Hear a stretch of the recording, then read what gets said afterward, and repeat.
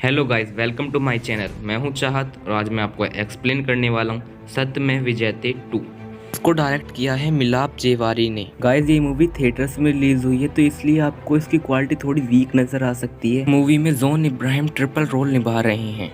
अगर गाइस आपको ये वीडियो अच्छी लगे तो यार लाइक, कमेंट एंड चैनल को सब्सक्राइब कर देना, क्योंकि यार बहुत टाइम लगता है ऐसी वीडियोस बनाने के लिए। तो अब सीधी चलते हैं अपनी मेन स्टोरी की तरफ। मूवी की स्टार्टिंग में हम सत्य आजाद को देखते हैं जो कि गृह मंत्री हैं और ये सभी लोगों को भ्रष्टाचार से मुक्ति दिलाना चाहते हैं, इसलिए ये सदन आए हुए हैं एंटी करप्शन बिल को पास कराने के लिए। सदन में वोटिंग के हिसाब से इस बिल को पास किया जाने वाला था। फिर वोटिंग स्टार्ट होती है। जो लोग सत्य के साथ होते हैं वो हाथ उठा लेते हैं, बट सत्य के साथ बहुत कम लोग होते हैं। सत्या को बहुत कम वोट मिलती है। विपक्ष साइड को संसद में सभी लोग वोट देते हैं। इसके साथ सत्या की पत्नी विद्या भी हाथ उठाती है और विपक्ष साइड को वोट देती है। सत्या के पास वोट कम होने के कारण इस बिल को पास नहीं किया जाता है। विपक्ष वाले सत्या को बहुत बुरा भला कहते हैं। सत्या अपने देश के ऊपर एक बहुत अच्छी स्पीच देता है जिसके कारण सभी लोग वहाँ पर तालियां बजाते हैं। नेक्स्ट सीन में हम सत्या की माँ को देखते हैं जो 25 साल से कोमा में है। उनके कोमा से बाहर आने के चांस बहुत कम है। यह बात सत्या को डॉक्टर बहुत बार बता चुके हैं। सीन में सत्या अपनी फैमिली फोटो को देखता है जिसमें वो अपने पिताजी को देखता है और बहुत सैड होता है। और वहाँ पर विद्या आती है और वो उसे मोटिवेट करती है और साथ ही ये भी कहती है कि उसे उस पर पूरा भरोसा कि वो सिस्टम को बदल देगा। और मूवी के नेक्स्ट सीन में सत्या यह ठान लेता है कि वो करप्शन को मिटा के रहेगा, चाहे वो रास्ता सही हो या गलत। मूवी के नेक्स्ट सीन में इशिता नाम की एक लड़की दिखाई जाती है जो अपनी माँ के साथ मंदिर में पूजा करने के लिए आई होती है। जब वो सीढ़ियों से नीचे उतरती रहती है तो उसका पैर फिसल जाता है और उसे बहुत चोट आती है। फिर उसकी माँ उसको हॉस्पिटल लेके जाती है, बट वहाँ पर सभी डॉक्टर स्ट्राइक करे होते हैं और कोई भी उसका इलाज नहीं करता और इशिता की वहाँ पर ही डेथ हो जाती है। उसकी माँ बहुत दुखी हो जाती है और डॉक्टरों को बहुत बुरा भला कहती है कि एक दिन तेरे साथ भी ऐसा ही होगा। इस सीन में स्ट्राइक की वजह पता चलती है। वो लोग सरकारी अस्पताल को बंद कराना चाहते थे और वहाँ पर प्राइवेट अस्पताल खुलवाना चाहते थे। जब वो डॉक्टर हॉस्पिटल से निकलता है तो उसको सत्या पकड़ लेता है और उसको उसी मंदिर में लेके जाता है जहाँ से इशिता सीढ़ियों से गिरी थी। सत्या उसको बहुत बुरी मौत देता है और उसकी बॉडी को उठाकर उसके हॉस्पिटल के बाहर लेके जाता है। सिक्योरिटी बोलता है यहाँ पे किसी का इलाज नहीं होगा, यहाँ पे स्ट्राइक चल रही है, इसको वापस ले जा। और सत्या उसकी डेड बॉडी को उसके हॉस्पिटल के बाहर फेंक के चला जाता है। और ये सभी बात न्यूज़ों में आ गई थी कि कोई सीरियल किलर है जो लोगों को मार रहा है। सत्या के घर पर प्रदेश के सीएम आए हुए होते हैं जो सत्या से मिलने के लिए आते हैं। वहाँ पर विद्या भी मौजूद होती है और फिर हमको पता चलता है कि विद्या जो है वो सीएम की बेटी है। हमको पता चलता है कि सत्या के पिता और सीएम जो थे वो एक बहुत अच्छे दोस्त थे। फिर सीएम सत्या को सीरियल किलर के बारे में बताते हैं कि उसने लोगों को बहुत बुरी तरह से मारा है और उसको बस एक ही व्यक्ति है जो पकड़ सकता है। और फिर मूवी के नेक्स्ट सीन में दिखाया जाता है कि कुछ लड़के लड़की के साथ सड़क पर बदतमीजी कर रहे हैं। फिर एंट्री होती है इंस्पेक्टर जय की, जो सत्या का छोटा भाई होता है।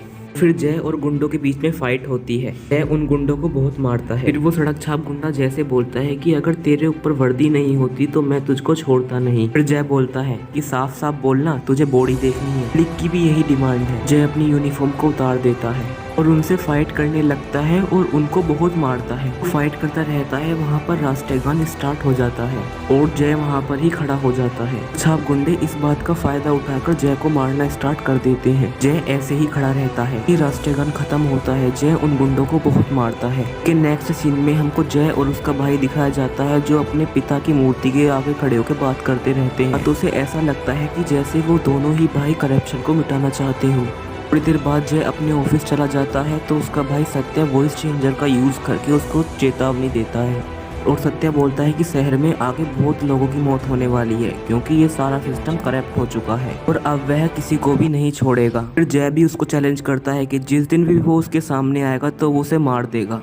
नेक्स्ट सीन में हमको हॉस्पिटल दिखाया जाता है। सारे बच्चे फूड पॉइजनिंग के कारण बीमार हो चुके हैं। बच्चों की हालत बहुत खराब होने लगी है और उनके पास उनको बचाने के लिए ऑक्सीजन भी नहीं थी। ये उन लोगों की साजिश थी। साजिश के कारण वहाँ पर 40 बच्चों की मौत हो जाती है और विद्या वहाँ पर उन बच्चों की श्रद्धांजलि के लिए पहुँचते हैं। कुछ लोग उनके ऊपर पत्थर फेंकने लगते हैं और उनको मारने लगते हैं। एक औरत निकल के आती है और सत्या और विद्या को बचाती है कि हमें आप लोगों की सिंपैथी नहीं चाहिए, हमको बदला चाहिए। और इसके बाद सत्या अपने ऑफिस जाता है। वो जानता है कि ये काम किसने किया है। काम उसके गठबंधन के लोगों ने ही किया था। वो खाना उनकी ही फैक्ट्री से गया था जिसको खाकर बच्चे बीमार पड़े थे। उन लोगों को इस्तीफा देने के लिए बोलता है। गठबंधन के लोग बोलते हैं कि तुम भूल गए हो कि ये सरकार कैसे बनी है। ये सरकार गठबंधन से बनी है। लोग इस्तीफा दे देंगे तो पार्टी के सभी लोग इस्तीफा दे देंगे, तो फिर सरकार ही नहीं रहेगी। सत्य उस हॉस्पिटल के मेन आदमी को मार देता है। फिर उन दोनों को भी पकड़ लेता है जो इस्तीफा देने से मना कर रहे थे। 40 बच्चों की डेथ इन दोनों की वजह से ही होती है। फिर सत्य इनको मार देता है।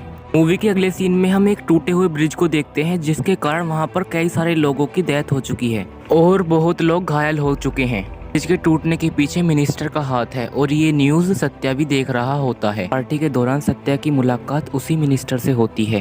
फिर जय को पता चलता है कि मिनिस्टर को किसी ने किडनैप कर लिया है और वो उसे कार में लेके जा रहा है और बहुत से पुलिस वाले उस पर अटैक भी करते हैं, बट वो सीरियल किलर बच के निकल जाता है और सत्या उसको एक खुफिया जगह पर लेके पहुंच जाता है और उसके ऊपर गन पॉइंट करता है। वहाँ पर जय आ जाता है। सत्या और जय दोनों भाई एक दूसरे के ऊपर गन पॉइंट करते हैं। फिर थोड़ी देर बाद पता चलता है कि वो दोनों मिले होते हैं क्योंकि वे दोनों भाई करप्शन को मिटाना चाहते थे। दोनों भाई मिलकर उस मिनिस्टर को मार देते हैं।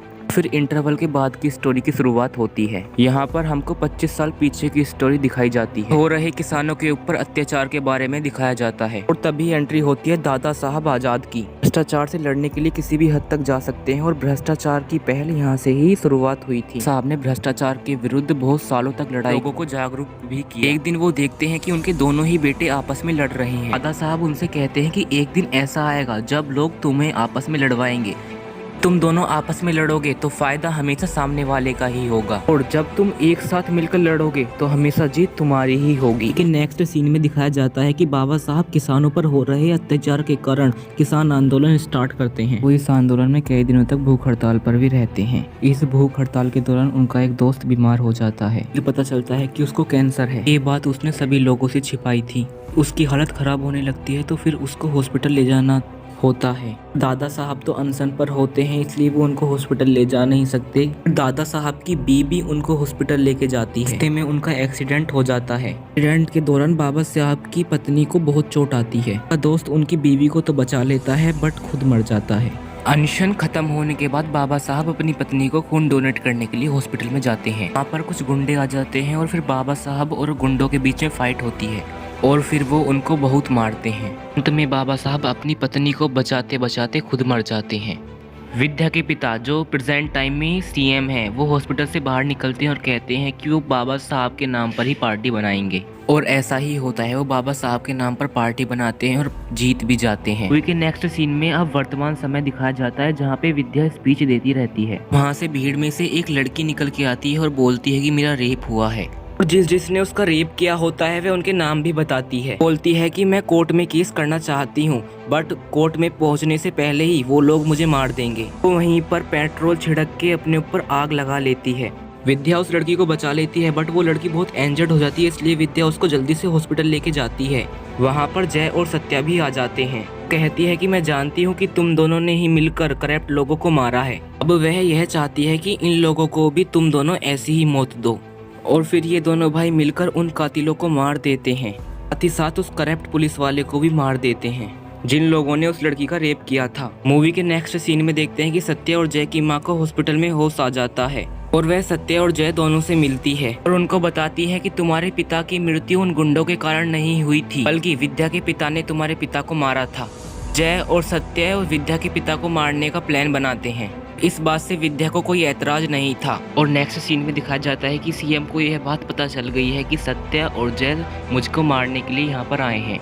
फिर सीएम उनको बताता है कि मैंने तुम्हारे पिता को कैसे और क्यों मारा था और कहता है मैंने तुम्हारी माँ को किडनैप कर लिया है, कोई भी चालाकी करने की जरूरत ना करें। और वो फिर उन दोनों को अपने साथ लेकर जाता है। जय और सत्या से आपस में लड़ने के लिए कहता है क्योंकि सालों पहले बाबा साहब ने कहा था कि जब तुम दोनों आपस में लड़ोगे तो हमेशा फायदा सामने वाले का ही होगा। उन दोनों के बीच में बहुत अच्छी खासी फाइट होती है। वे दोनों ही अधमरे हो जाते हैं। में ही विद्या वहाँ पर गाँव के लोगों को लेकर आ जाती है। सीएम वहाँ से हेलीकॉप्टर से भागने की कोशिश करता है बट वे दोनों उसको पकड़ लेते हैं और उसको बहुत मारते हैं और फिर जनता के हवाले कर देते हैं। यहीं पर मूवी की एंडिंग हो जाती है।